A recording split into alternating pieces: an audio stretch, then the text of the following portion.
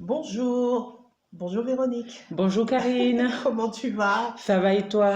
Ça va, par la grâce du Seigneur. Amen. Bonjour à toutes, Bonjour à tous. bonjour tout le Mm. monde. Vraiment, nous bénissons encore le Seigneur pour cette opportunité qu'il nous a accordée Amen. d'être là, vraiment dans sa présence, également dans le partage de la parole, du témoignage, vraiment tout ce que le Seigneur nous met à cœur également, hein. Mhm. Voilà, nous sommes des servantes inutiles, Amen. mais vraiment, nous voulons vraiment laisser la place au Seigneur de faire son œuvre. Voilà. Comment tu vas, Véronique? Je vais bien par la grâce de Dieu, Amen. Karine. Amen, Merci. amen. Et toi-même? Moi aussi, ça va, Gloire à Dieu. Dieu fait grâce, on tient par la grâce du Seigneur. C'est pas facile tous les jours, hein, faut se Non, l'avouer. tout à fait. Mais notre force, notre joie, notre paix, on trouve ça dans le Seigneur, Amen. qui est la source de toutes choses. Alléluia. C'est vraiment lui l'instigateur qui nous donne toutes choses. Et vraiment, nous voulons partager ensemble encore ce moment. C'est que le Seigneur a mis vraiment dans nos cœurs. C'est comme tout à l'heure, c'est le positionnement, Véronique. Tout à fait. Comme on dit que Dieu positionne ses enfants. On sait que le monde, en fait, c'est-à-dire que le temps auquel nous sommes en train de passer ce temps-ci, c'est des temps vraiment compliqués. Très. Dans tous les sens, très très compliqués, hein. Et faut se le dire, surtout pour les enfants, le véritable enfant de Dieu. Ils vivent vraiment des moments difficiles, des épreuves, et ils sont sans cesse éprouvés, les enfants du Seigneur. Mais il y a une chose quand même qu'il faut que nous puissions comprendre, en fait, que Dieu positionne ses enfants. C'est-à-dire que Dieu est l'auteur de toutes choses. Il fait jamais une chose sans raison. Et surtout, il ne se trompe jamais. Amen. Il y a toujours une phrase qu'on m'a dite à un moment donné d'une épreuve très difficile. On m'avait dit que tout ce que Dieu fait est bon. Amen. Tout ce que Dieu fait est bon. Tout, ça peut être en bien, en mal, pour nous, bien entendu. C'est-à-dire pour notre âme. Mais c'est toujours bon.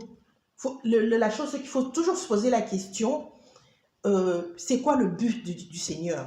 Pourquoi le Seigneur veut faire ça? À travers quoi? Voilà pourquoi vraiment le sujet qu'on a à partager aujourd'hui, c'est sur le positionnement des enfants de Dieu. C'est-à-dire que nous, en tant que femmes, c'est-à-dire que Dieu nous positionne, Dieu peut nous positionner, Dieu peut te positionner, pardon, dans ta famille. Il peut te donner une position dans le couple. Il peut te donner une position dans ton foyer. Il peut te donner une position dans ton travail. Il peut te donner une position, je ne sais pas, dans la société, dans l'assemblée, dans la ville, on peut dire également. Il y a toujours le positionnement, c'est-à-dire le Seigneur, il sait où il place ses enfants. Amen. Il sait pourquoi. C'est-à-dire qu'il n'y a jamais rien sans rien. Il y a une raison quelconque. C'est-à-dire que c'est comme le témoignage que je peux juste apporter, hein, tu connais mon témoignage. Oui. Mon témoignage que pour le travail, le Seigneur me donne un travail et il me dit, je t'envoie dans la jungle. Je dis, mais Seigneur, tu me donnes ce travail, tu me dis que tu m'envoies dans la jungle. Oui, il m'a dit, c'est la jungle. Mais c'est pour une raison. Oui. C'est-à-dire que j'étais embauchée dans cette société, mais moi, je connaissais ma position. Je savais pourquoi j'étais dans cette société.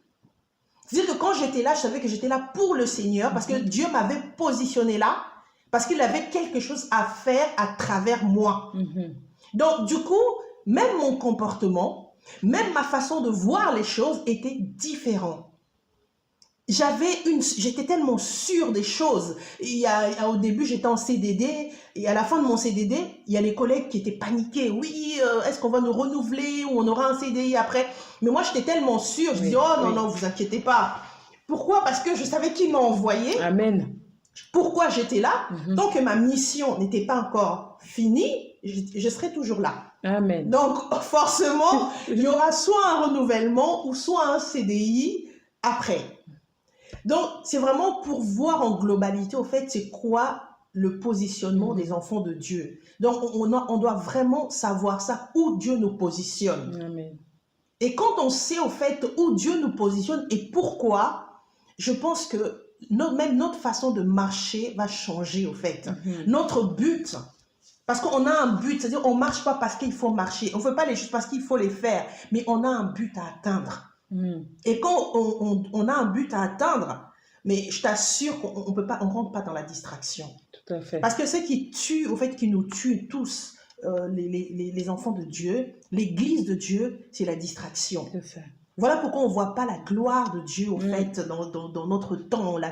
On vit la gloire, véritable gloire, la manifestation de la puissance de Dieu. Pourquoi? Parce qu'on est dans la distraction. C'est ça. Et non seulement on est dans la distraction, en fait, on ne sait pas pour quel but. C'est quoi le but? C'est quoi? On est là pourquoi? Or que Dieu nous positionne. Si on peut juste prendre la parole pour un petit peu, voilà, vouloir entrer pour comprendre. Oui. On prend Genèse 37, 11 pour commencer. Genèse 37, Genèse 11, 37, 11, où on commence par le verset 11. Vraiment, en fait, ça nous parle, on va vraiment se baser sur notre histoire. C'est bon? Oui, c'est bon, je peux lire? Oui. Alors, je lis la parole au nom de Jésus. Amen. Donc, Genèse 37, 11. Ses frères eurent de l'envie contre lui, mais son père garda le souvenir de ces choses. Voilà. Tu peux continuer jusqu'à 23. D'accord. Les frères de Joseph étant allés à Sichem pour faire paître le troupeau de leur père, Israël dit à Joseph, « Tes frères ne font-ils pas paître le troupeau à Sichem? Viens, je veux t'envoyer vers eux. » Et il répondit, « Me voici. » Israël lui dit, « Va, je te prie, et vois si tes frères sont en bonne santé et si le troupeau est en bon état, et tu n'en rapporteras des nouvelles. » Il l'envoya ainsi de la vallée d'Hébron, et Joseph alla à Sichem. Un homme le rencontra, comme il errait dans les champs, il le questionna en disant, « Que cherches-tu? » Joseph répondit, « Je cherche mes frères. Dis-moi, je te prie, où ils font paître leurs troupeaux. » Et l'homme dit, « Ils sont partis d'ici, car je les ai entendus dire, allons à Dothan. » Joseph alla après ses frères, et il les trouva à Dothan. Ils le virent de loin, et avant qu'il fût près d'eux, ils complotèrent de le faire mourir. Ils se dirent l'un à l'autre, « Voici le faiseur de songes qui arrive. Venez maintenant, tuons-le et jetons-le dans une des citernes. Nous dirons qu'une bête féroce l'a dévoré, et nous verrons ce que deviendront ces songes. » Ruben entendit cela, et il le délivra de leurs mains. Il dit, « Ne lui ôtons pas la vie. » Ruben leur dit, « Ne répandez point de sang, jetez-le dans cette citerne qui est au désert, et ne mettez pas la main sur lui. » Il avait dessein de le délivrer de leurs mains pour le faire retourner vers son père. Lorsque Joseph fut arrivé auprès de ses frères, ils le dépouillèrent de sa tunique, de la tunique de plusieurs couleurs qu'il avait sur lui. Amen. Amen. Alors, pour juste, c'est vrai que c'est un passage qui est un petit peu long, on va un petit peu essayer de, voilà, de raccourcir, de développer un petit peu sur l'histoire de Joseph.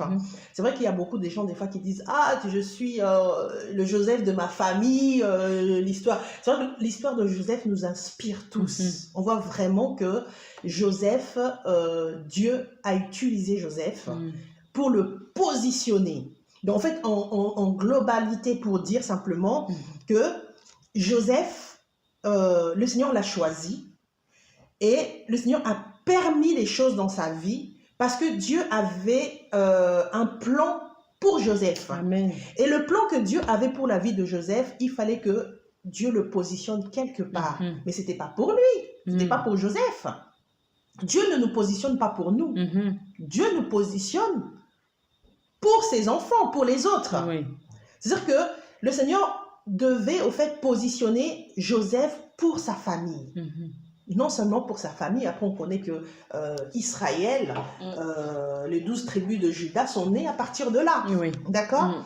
Donc, tout simplement, on voit au fait que à cause de la famille, Dieu savait ce qui allait se passer. Nous, on ne sait pas ce qui se passe là, dans l'instant T, là. Est-ce que tu sais ce qui se passe? Du tout. Ce qui se passera plus tard, Voilà. dans 5 ans, dans 10 ans, dans 20 ans. Tu ne le sais pas. Même dans 1 an, moi et toi, on ne sait pas. Mais Dieu le sait. Amen. Vu que Dieu sait ce qui va se passer, qu'est-ce qu'il va faire avec nous? Il va nous positionner quelque part. Il va nous mettre quelque part. Pourquoi il nous met quelque part? C'est pour nous utiliser. Alléluia. Pour manifester sa gloire. C'est ce que Dieu a fait avec Joseph. C'est-à-dire qu'il a positionné Joseph parce que Dieu savait que dans quelques années, pendant que Joseph a été dépouillé de sa tunique, il y avait de l'abondance. Son père, il y avait de l'abondance, ses frères, ils vivaient de l'abondance, il n'y avait pas de famine, il n'y avait rien, tout marchait bien. Mais nous, les hommes, c'est ce qu'on voit. Mais Dieu, vu qu'il voit de loin, il voit le futur, il sait que plus tard, il y aura de la famine. Et pour mes enfants, qu'est-ce que je vais faire? Je vais utiliser Joseph. Je vais le positionner pour sa famille. Amen. Et c'est là où que Dieu manifestera sa gloire. C'est ça le positionnement. Donc Dieu nous positionne. Et si on prend encore l'histoire, là c'est un petit peu, on va pas rentrer dans les détails. Peut-être plus tard, le Seigneur nous permettra encore plus de développer. Là encore, si on prend l'histoire de notre sœur Esther, comme nous, Esther, l'orpheline, Adassa. Esther, c'est-à-dire que Esther, elle a été orpheline. Sûrement, elle a souffert, être orpheline. Tu perds ton père, ta mère, elle a pleuré, elle a hurlé de détresse, de douleur. Mais Esther, elle a souffert, mais le Seigneur l'a positionnée pour les enfants d'Israël. Amen. Parce que Dieu a vu de loin, en fait, que comment les enfants d'Israël allaient souffrir. C'est-à-dire qu'ils allaient, comment on dit, Mardoché. Il a utilisé Mardoché pour prendre cet enfant. À travers Mardoché, Dieu a positionné Esther. Amen. Parce qu'il travaillait à la porte du roi. Et au fait, on voit tout ça là, on survole un peu rapidement pour voir un peu comment le Seigneur positionne ses enfants. Après, on rentrera dans le détail, voilà, un petit peu plus tard. Donc, si on prend également nous, toi et moi, nous femmes, Dieu nous positionne. Le Seigneur nous positionne, c'est-à-dire que dans nos vies, là où tu marches avec Dieu, il n'y a pas de hasard. Amen. Il n'y a jamais de hasard avec Dieu. Tout ce qui se passe, tout est calculé. C'est-à-dire que quand on prend même l'histoire de Joseph, on lui dépouille, tu te rends compte, ses propres frères. Oui, vraiment. Ses propres frères qui se retournent contre lui. Mais tu te diras, mais attends, mais moi j'ai mon frère, j'ai ma soeur qui se retourne contre moi. Mais là, j'imagine dans la tête de Joseph en ce moment-là, ça devait être du noir. Il broyait du noir. Il ne comprenait pas ce qui se passait. Je pense même qu'il devait se dire que Dieu m'a abandonné. Ben oui, tout à fait, oui. Dieu m'a délaissé. C'est ce qu'on le fait souvent. Des fois même, on juge Dieu. On dit, regarde ce qu'il m'a fait. Regarde ma vie, regarde ma situation. Dieu, est-ce que Dieu est avec moi? Est-ce que, on arrête avec le est-ce que. Mais or qu'avec Dieu, il y a un but. Amen. Mais Amen. Le but de Dieu, c'est-à-dire que c'est vrai que des fois, on oublie. C'est pour ça qu'on parle beaucoup de l'intimité avec le Seigneur. C'est ça. C'est-à-dire qu'il n'y a jamais rien sans rien. C'est-à-dire que Joseph, Dieu l'a prévenu. Dieu lui a montré les visions, les songes, avec les gerbes, avec le soleil qui se courbait devant lui. Le Seigneur nous parle. Il nous montre des visions, il nous montre des songes, il nous parle de plusieurs manières. Je ferai ça avec toi. Mais c'est vrai que souvent, on oublie, nous les hommes, on oublie vite.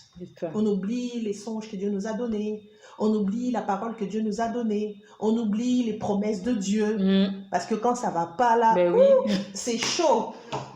On oublie. C'est ça. On devient amnésique. On devient amnésique d'un coup. Je ne sais plus. Dieu, tu m'as abandonné. Tu m'as délaissé. Est-ce que tu es encore avec moi? Est-ce que tu marches encore avec moi? Oh Seigneur. Oh.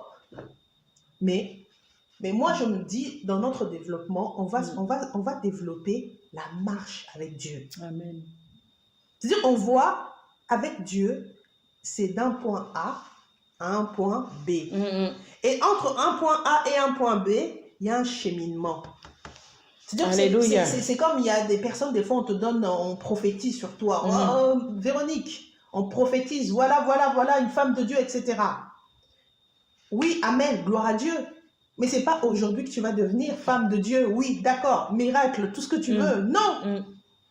C'est-à-dire ça, c'est un point A, on te l'a dit. Oui. Mais le point B, c'est-à-dire c'est qui tu vas devenir. Mais pour atteindre du point A au point B, il y a un cheminement à Alléluia. faire. Et ce cheminement à faire, c'est la marche avec Dieu. Amen. Et cette marche, elle n'est pas facile, il faut se le dire. Ça, c'est vrai. Cette marche, elle n'est pas facile. Donc, on a vu le positionnement de Joseph. Il est devenu le premier ministre, on peut dire, de l'Égypte, sous Pharaon. Mais quand on le voit comme ça, on va l'admirer. Mais on ne sait pas quelle souffrance. Exactement, c'est ça. C'est quoi le cheminement, en fait? C'est ça. Esther, pareil. Oh, elle est reine. Elle ne doit même pas manquer un centime, elle. Même pas 1 euro, même pas 10 euros, quoi. Elle a tout ce que tu veux. Mais tout simplement, voilà. Pour comprendre ce qu'elle est devenue, il y a eu un début. Amen. Et il y a eu une fin également. Exactement, c'est ça. C'est le cheminement, en fait, de nos vies. Amen. C'est la marche. Et cette marche-là, c'est-à-dire qu'on marche là où Dieu va nous positionner et c'est pas évident, c'est pas facile. Ça, c'est vrai. Mais tout simplement, il faut également, c'est-à-dire il faut qu'on connaisse qu'est-ce que Dieu attend de moi. C'est-à-dire que quand tu sais que c'est ce que Dieu attend de toi, tu demanderas d'abord au Seigneur de savoir où Dieu t'emmène, où tu vas. C'est quoi le but avec le Seigneur? Le Seigneur parle, Dieu dit. Il parle à ses enfants. Le Seigneur a parlé à Joseph, mais c'est son père qui a retenu, malgré que ses frères étaient jaloux de ses songes, mais son père avait retenu dans son cœur, au fait, ces songes-là. C'est ça. Parce qu'après, il l'a vu. Parce lui, il était bien élevé. Élevé, c'est ça. Qu'est-ce que t'en dis, Véronique, par rapport au positionnement?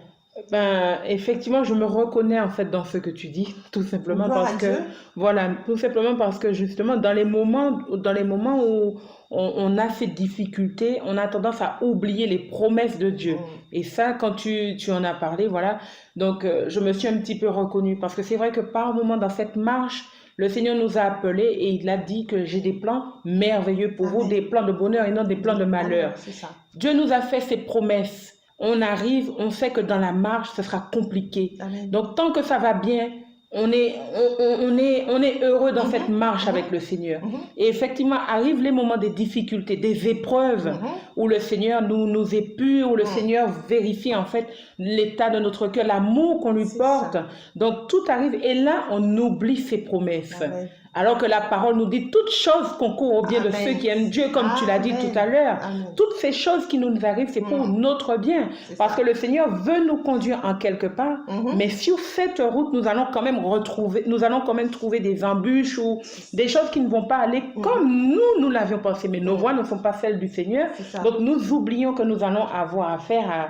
Et dans ces moments-là, on oublie tout. On devient amnésique. On pleure, on crie. Seigneur, es-tu là? Seigneur, n'es-tu pas là? Seigneur, m'as-tu abandonné? Seigneur, est-ce que j'ai fait quelque chose de très mal? Moi, ces derniers temps, il m'est arrivé de traverser, moi, je dis, un vent. Et je posais toutes les questions au Seigneur. Et c'est vrai que les promesses du Seigneur, les promesses, ce qu'il nous a dit, qu'il nous porte, qu'il nous conduit, qu'il nous guide. Nous n'avons rien à craindre parce que le Seigneur nous pointe du point A et c'est lui qui nous conduit vers le point B. Mais nous regardons notre situation actuelle. Alors que Dieu, là où il nous mène, nous sommes obligés de passer par là, mais le après, au point B. Et puis lui, nous, on regarde la situation actuelle, mais lui, il regarde l'avenir. Donc lui, il nous voit déjà dans notre positionnement. Voilà, c'est ça. C'est-à-dire, s'il t'a dit que tu seras un tel, c'est-à-dire Dieu te voit déjà dedans. Mais nous, on ne se voit pas. Non. Nous, on se dit, hey, moi, Seigneur, regarde ma vie, regarde-moi, regarde ma situation, regarde-moi, regarde ça. Mais comment je vais faire? C'est ça. La foi. Tout vient, c'est ça. C'est ça. La foi en Dieu. Voilà pourquoi le Seigneur dit, quand je reviendrai sur la terre, trouverai-je la foi? On manque de foi. C'est ça, beaucoup. Dieu nous donne sa parole. Il nous donne ses promesses. Or, il dit que les promesses de Dieu, Dieu les accomplira Toujours. Mhm. Comme il a dit à Habakkuk, Ouais. garde la prophétie. Amen. Il faut garder la prophétie, ça Amen. s'accomplira. Certes, c'est que Certainement. tout ce que Dieu t'a dit, tout ce que Dieu t'a promis, dans les coulisses, dans le secret, dans les pleurs, dans le cri, Dieu parle à nos cœurs. Amen. Mais est-ce que c'est arrivé à un moment donné? C'est vrai, c'est pas facile. Ça qu'on se le dit, c'est pas facile. Des fois, tu peux même faire une dépression, quoi. Ah oui? Tu peux faire une dépression. J'en peux plus. Cette situation dure. Oh Seigneur, ça dure. Je vois même pas le bout du tunnel. Tout à fait. On a l'impression que c'est fini. Ma vie est comme ça. Il n'y a rien. C'est fade. Il n'y a rien qui change. C'est toujours la même chose. C'est toujours la même chose. J'ai besoin de quelque chose. Oh! Des fois, on est là. Mais dans tout ça, Dieu nous a positionnés déjà avant le commencement des temps. Amen. Comme le Seigneur le même dit, je te connaissais avant que tu sois même conçu dans le ventre de ta mère. C'est que Dieu nous connaissait avant même Amen. que nous naissions. Dieu nous connaissait et il connaissait notre positionnement. Il sait qu'il allait te placer quelque part. C'est ça. Si Dieu t'a choisi pour te placer dans une ville, mais il va te placer dans la ville, il va te positionner. Certes, il y aura des difficultés, il y aura des choses, des fois même tu peux être rejeté. Joseph, il a connu le rejet. Et oui. Quel rejet? C'est terrible. Tu te rends compte? Ouais. Rejeté. Mais non, mais attends, attends, tu te rends compte le rejet? Donc, tes propres frères, ta famille, mais te mettent dans un trou où ils te vendent. Ouais. Mais ça, c'est un vrai rejet. Donc, tu es rejeté. Des fois, tu peux être rejeté de tout le monde. C'est ça. Tout le monde, tu ne comprends même pas. Mon téléphone, il sonne même plus. Personne ne m'appelle. On m'a rejeté. Même un message, comment ça va? Personne ne m'envoie même un message là. Personne. Des fois, c'est Dieu qui permet. Ouais, c'est ça. Dieu, des fois, il donne l'amnésie à tout le monde. Différent. Je te donne l'amnésie, tu l'appelles plus. Laisse-la. Oh là là. Il t'abandonne. Complètement. Les gens t'abandonnent, te délaissent, tu es seul au monde. Tu vas chercher personne. Mais le Seigneur, il sait pourquoi. Amen. Il sait pourquoi. Amen. On va aller au plus. Oh Seigneur, mais qu'est-ce qui se passe? Mais tu as dit qu'il faut marcher dans l'amour. Mais ils n'ont pas d'amour. Mais Jésus va dire, je te mets là, je vais te montrer le contraire. Mais il sait pourquoi. Notre frère Joseph a connu ça quand même. Moi, je pense qu'il devait se dire, mais ils n'ont pas d'amour. Totalement. Totalement. Ouais. Mais la manière comment ils l'ont rejeté. Non, là c'est fort quand même. Ah non, mais vraiment, l'exemple de Joseph, c'est fort. Le rejet, manque d'amour, tout ce que tu veux. Tu te retrouves au fait dans l'inconnu. Dans une ville que tu ne connais pas, avec des gens, des étrangers que tu ne connais pas. Mais comme le Seigneur le disait bien, que la main de Dieu était sur lui. Amen. Mais est-ce que tu te rends compte que nous, des fois, on se sent seul, on pense que c'est fini, on pense que c'est la fin, quoi. Mais la main de Dieu est sur nous dans la vie. Amen. Mais on ne se rend même pas compte Exactement. que la main de Dieu nous accompagne. Même si on ne voit pas. Je me rappelle à une époque, je traversais des moments durs. Oh, ma soeur, durs.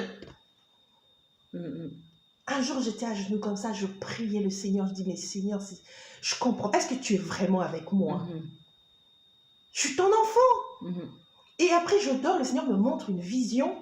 J'étais comme dans une voiture et boum, la voiture a fait un accident, elle tombe. Et elle tombe, mais du coup je tombe sur mes pieds, je me casse, mais ni bras, ni chose, rien. Mais il y avait un ange qui était là au bout, qui me regardait, qui a croisé ses mains. En fait, le Seigneur me disait, tu vois, je suis toujours là. Amen. Tu peux traverser des vents, des tempêtes, tourbillons, tout ce que tu veux, ouragans.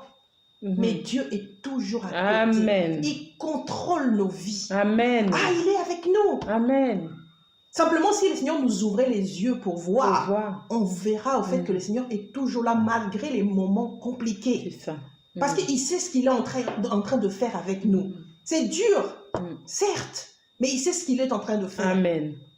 Mhm. Si le Seigneur, par exemple, il a choisi une femme pour positionner cette femme ou dans son foyer, ou dans sa famille, être, comme on dit, Joseph de sa famille, l'Esther de sa famille, ah, mais c'est une position élevée. Mhm. Mais pour être dans cette position élevée, Ouais. ah, mais ça, il faut subir. Exactement, il faut aussi accepter ce qui va avec. Ce qui va avec. C'est pas seulement l'élévation, non. Oui. L'élévation, mais d'abord l'humiliation avant l'élévation. C'est ça, oui. Tu vois? Ouais. Donc, c'est vraiment ça. Mais on aura plus le temps vraiment de développer tout ça. Là, on voulait vraiment faire juste une introduction sur le positionnement, surtout pour nous les femmes. Oui. Vraiment encourager encore nos sœurs, de se dire qu'on est ensemble. Ceux qui traversent des moments difficiles, ceux qui souffrent, ceux qui pleurent en ce moment, on sait, on endure toute cette souffrance, et on a enduré, on sait comment c'est pas facile. Il y en a qui pleurent, il y en a qui crient à Dieu, il y en a qui sont là, qui ont besoin de délivrance, il y en a qui ont besoin de joie dans le cœur, vraiment que le Seigneur donne la paix, il y en a qui ont vraiment besoin que le Seigneur soit vraiment la présence de Dieu. Mais dans toute chose, il faut vraiment se tenir par les promesses que Dieu t'a données dès le départ. Amen. Qu'est-ce que Dieu t'a dit? Amen. Qu'est-ce que Dieu t'a promis? Parce que Dieu, comme il a dit que ma parole, quand il sort de ma bouche, il ne retourne jamais sans faire d'effet, ni accomplir ma volonté et mes desseins. Donc la parole de Dieu, quand elle part, donc elle accomplit les desseins de Dieu dans nos vies. Elle retourne jamais vers Dieu sans accomplir les desseins du Seigneur. Donc si le Seigneur t'a promis une position quelque part, ça peut être dans une entreprise. Le Seigneur peut nous mettre également, comme tout à l'heure, je donnais le témoignage de l'entreprise. Le Seigneur me positionne dans l'entreprise. Pourquoi? Parce qu'il savait qu'il y a des âmes qu'il a besoin de récupérer. Alléluia. Et pour ça, il fallait que cet enfant-là soit là, dans cet endroit bien précis. Jamais rien, il n'y a pas de hasard. C'est que même si on passe de moments durs, devant Dieu, c'est pas un hasard, c'est pas quelque chose, non, c'est-à-dire que, comme tu as dit tout à l'heure, Véronique, toute chose concourt au bien de ceux qui aiment Dieu. Amen. Toute chose. Dieu sait, il connaît nos souffrances, il sait comment nous souffrons, il nous voit, il nous regarde, nos cris, nos pleurs, tout, il le sait. Alléluia.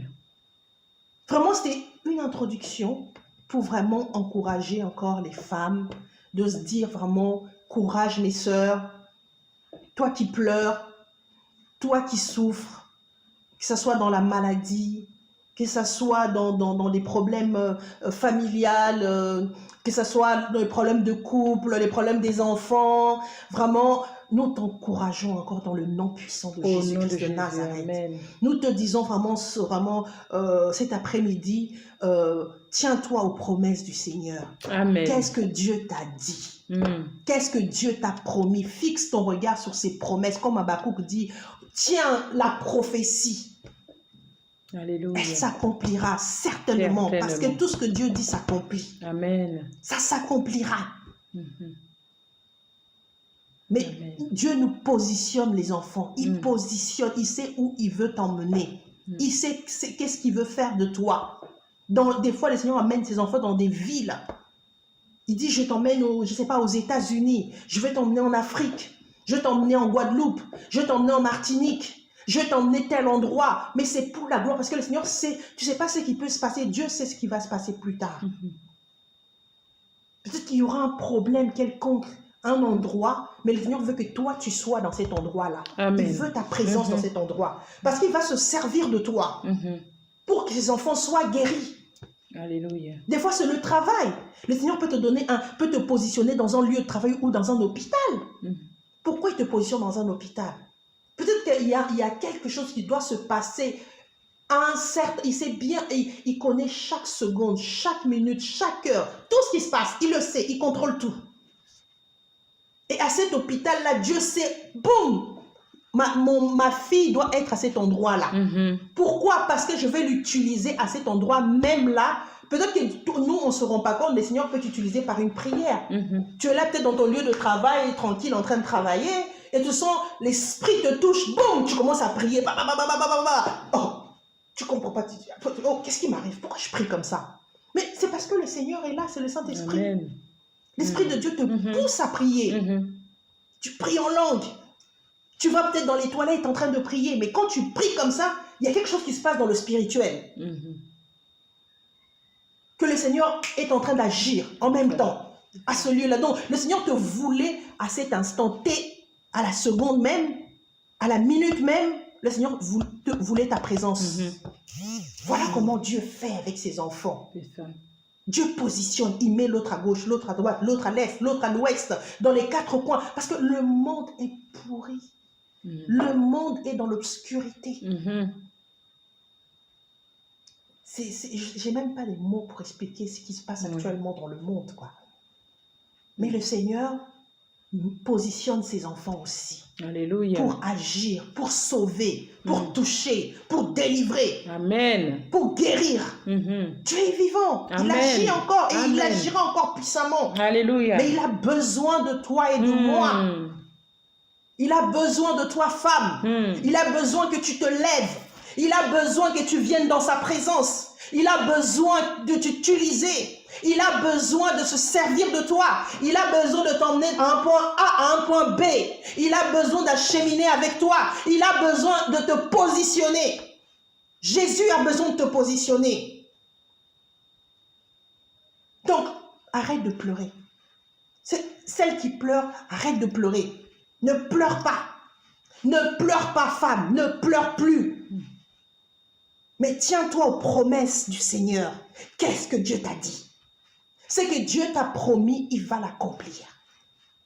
Amen. Relève-toi. Relève-toi. Non, c'est vraiment ça, ma soeur. Amen, alléluia. Il voulait encore, pardon, on ne voulait même pas aller long, que ça soit long, mais comme on dit, le Saint-Esprit, c'est lui qui gère. Amen. C'est pas nous. Vraiment, nous rendons gloire au Seigneur pour ce moment. Amen. Et vraiment, je laisse Véronique encore demander aux sœurs de s'abonner, de parler vraiment qu'ils puissent s'abonner pour nous permettre de ne pas envoyer les audios de gauche à droite. Mais quand les personnes s'abonnent en fait, à la chaîne ODH, ça permet, dès qu'on poste c'est ça, hein? Oui. Je te laisse gérer ça. Oui, alors n'hésitez pas en fait sur la page ODH, donc à cliquer, à vous abonner pour recevoir en fait les notifications dès lors qu'une nouvelle vidéo sera en ligne, donc vous pourrez être averti. Vous pourrez être avisé, ça vous permettra en fait de suivre tous les audios en fait qu'on postera, tous les messages que le Seigneur nous mettra à cœur en fait. Vous pourrez être au courant et avoir un suivi régulier. Alors n'hésitez pas à vous abonner. Et si vous avez des questions, bien sûr, n'hésitez surtout pas.